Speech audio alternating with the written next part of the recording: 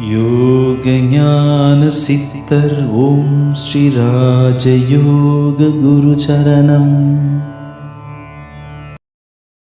பெண்கள் வந்துட்டு பயிற்சி மூலமாக எப்படி சிலிமாக்குறது உடம்பு அப்படின்னு பார்ப்பாங்க. சிலிமாக்கணும், ஆனால் உடம்பு வந்து ரொம்ப இதாக இருக்காங்க அப்படின்னு. ஆனால் இதுக்கு எல்லாத்துக்குமே வந்து ஒரு சில விஷயங்கள் இருக்குது, தடைகள் இருக்கும். அந்த தடைகளை உடைத்தறிக்கணும். உங்கள் ஆள் மனதில் வந்து ஏற்கனவே உடம்பு குறையவே குறையாதுன்னு சில பேர் சொல்லிடுவாங்க. அப்புறம் எப்படி குறையும்?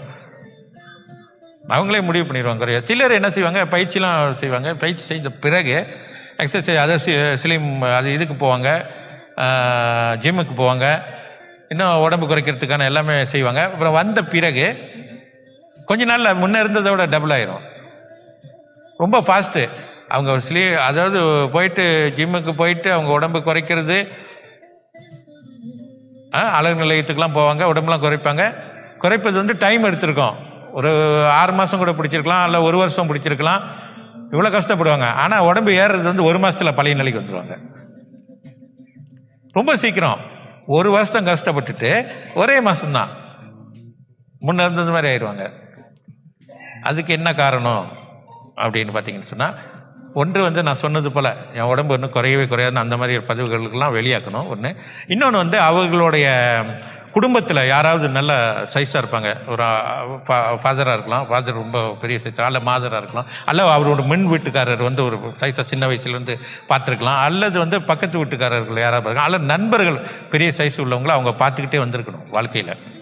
இவைகள்லாம் இருக்கான்னு செக் பண்ணிக்கணும். அதெல்லாம் இருந்தால் அதெல்லாம் வெளியாக்கணும். இல்லைன்னு சொன்னால் உடம்பு வந்து இருக்க காரணங்கள் என்ன அப்படின்னு. இப்போ உதாரணத்துக்கு ஏன் காரணத்தை நம்ம தெரிஞ்சுக்கிட்டோமா ஈஸியாக இருக்கும் நமக்கு. இப்போ காலில் ஒரு முள்ளு குத்திருச்சுன்னு வைங்க.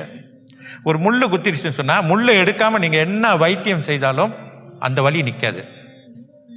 அதே போல தான் முள்ளை எடுத்துருங்க, வைத்தியம் கூட செய்ய வேண்டாம், அதுவே நல்லாயிரும். குடைச்சல் இருக்காது, வலி இருக்காது. அதே போல தான் மனதில் இருக்கக்கூடிய பாதிப்பை நீங்கள் வெளியாக்கிட்டீங்கன்னா தென் அது உடனடியாக அந்த விஷயம் நடக்கும்.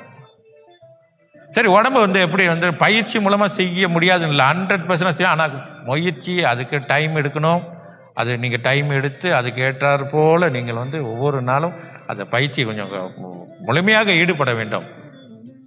இப்போ தான் சுலபமான வழி இருக்கிறது. அதனால் யோக சக்தி பயன்படுத்திக்கிட்டு நீங்கள் இப்போ அழகு நிலையத்துக்கு போகிறாங்க. சிலர் போயிட்டும் பல வருஷம் எடுக்கிறது செய்வாங்க, பல வருஷம் வந்து அந்த ட்ரீட்மெண்ட் எடுத்துக்குவாங்க. அப்படிலாம் இல்லாமல் யோக சக்தி இருக்கிறனால இப்போ உடனடியாக மாற்றம் தெரியும் உங்களுக்கு.